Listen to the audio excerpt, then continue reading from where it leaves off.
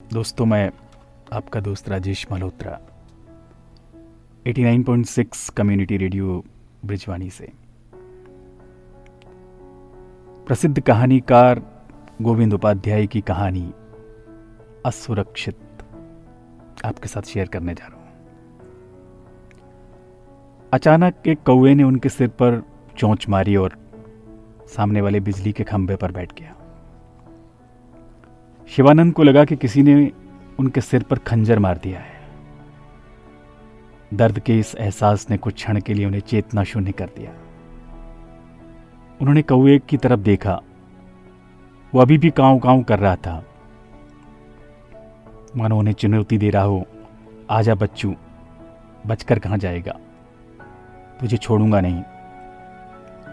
शिवानंद ने एक हाथ में सब्जी का झोला पकड़ा और दूसरे हाथ को सिर पर रखे हुए घर की तरफ कदम बढ़ाए। कौवा जगह बदलकर नीम के पेड़ पर आकर बैठ गया था। शिवानंद अपने घर के गेट पर आ चुके थे। उनका एक हाथ अभी भी सिर पर ही था।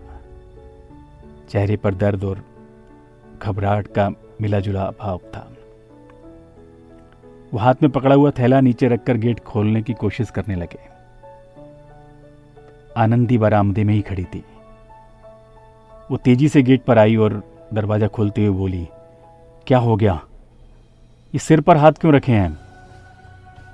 शिवानंद बरामदे में आ चुके थे। उन्हें लगा कि बिजली के खंभे पर बैठा हुआ कौवा उन्हें अभी भी घूर रहा है।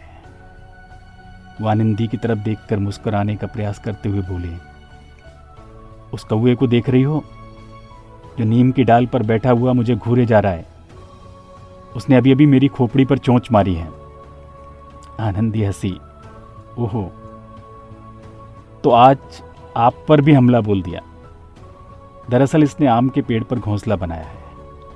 जो भी इधर से जाता है उसी पर हमला करता है। 2 बार मुझ पर भी झपट चुका है, लेकिन मैं तो बाल बाल बच गई। आज तो अकेला दिख रहा है, नहीं तो ये जोड़े से होता है। शिवानंद बड़बड़ाते हुए घर में आ गए। लो, बैठे बैठा ले एक नई मुसीबत। जब तक घोंसले से निकलकर बच्चे उड़ने लायक नहीं हो जाएंगे, तब तक इन्हें झेलो। थैला उन्होंने ड्राइंग रूम की मेज पर रख दिया और सोफे पर बैठ गए। आनंदी उनके सिर पर कौवे की करतूत देखना चाहती थी, लेकिन शिवानंद ने उसको इशारे से मना कर दिया। कौवा अपने आप को ज्यादा चालाक समझता है ना, इसलिए कुछ ज्यादा ही परेशान रहता है। बाकी पक्षी भी तो अंडे देते हैं, वो तो हमला नहीं करते। आनंदी झोला लेकर कमरे से जा चुकी थी। उन्होंने सामने लगी दीवार घड़ी को देखा। 5:18।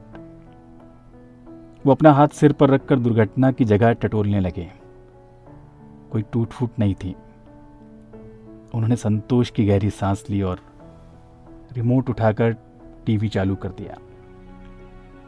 आनंदी ने चाय और बिस्किट की ट्रे मेज पर लाकर रख दी और खुद भी सामने वाली कुर्सी पर बैठते हुए बोली, क्या अभी भी दर्द हो रहा है? आप तो देखने ही नहीं दे रहे। वैसे भी उसका चोंच मारना अच्छा नहीं माना जाता है। वो शनि देवता की सवारी है। कौवे का चोंच मारना अनिष्ट का संकेत होता है। शिवानंद पत्नी से कुछ बोलने के लिए मुंह खोलना ही चाहते थे कि उनकी मुद्रा देखकर चुप हो गए। शिवानंद के दिमाग में अचानक एक शेर कौंध गया, यहां हर शख्स हर पल हादसा होने से डरता है। यहां हर शख्स हर पल हादसा होने से डरता है। खिलौना है वो माटी का, फना होने से डरता है। सचमुच हम कितने डरे हुए हैं। छोटी छोटी घटनाओं पर डर जाते हैं और अपने चारों तरफ सुरक्षा की दीवार खड़ी कर लेते हैं। आनंदी ने भी उनके चारों तरफ एक सुरक्षा की दीवार ही खड़ी कर दी थी। शिवानंद ने टीवी की आवाज धीमी कर दी। आनंदी काफी गंभीर दिखाई दे रही थी। वैसे भी जब से उनके दोनों बेटे बाहर रहने लगे थे, वो उनको लेकर काफी चिंतित रहती थी। छोटा दिल्ली में पढ़ाई कर रहा था और बड़ा पुणे में नौकरी करता था।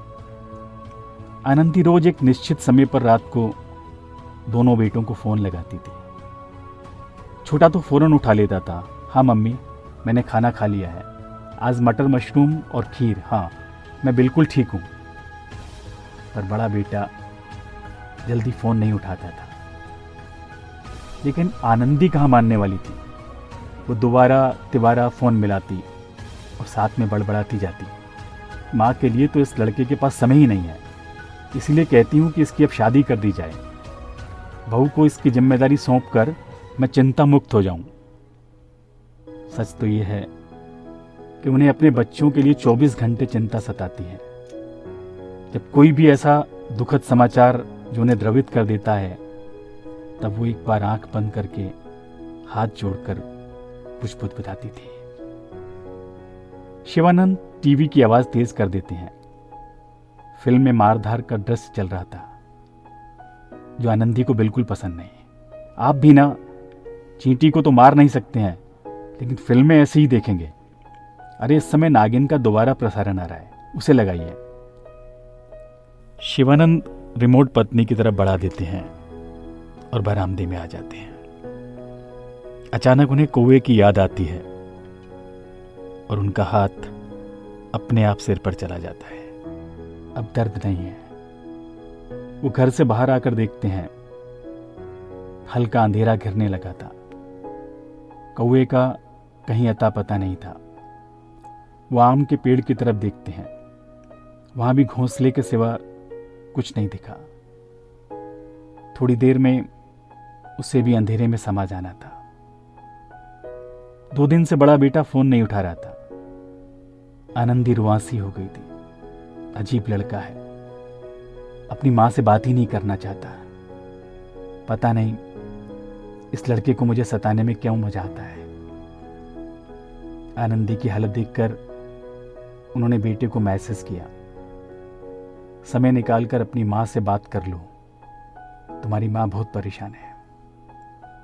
1 घंटे बाद बेटे का फोन आया, मम्मी मैं पापा की तरह 8 घंटे वाली नौकरी नहीं करता हूं, आप ऐसे परेशान मत हुआ करो।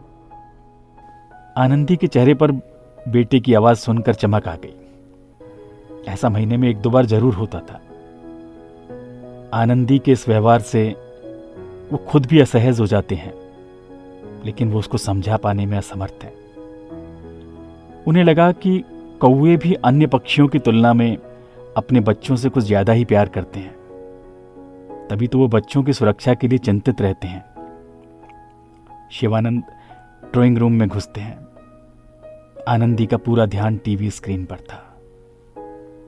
वो मन ही मन मुस्कुराए। इस समय पत्नी को छेड़ना ठीक नहीं था, नहीं तो वो भी फुफकारने लगेगी। वो चुपचाप सोफे पर बैठ गए। शुक्रिया दोस्तों, मैं आपका दोस्त राजेश मल्होत्रा, 89.6 कम्युनिटी रेडियो ब्रिजवानी से।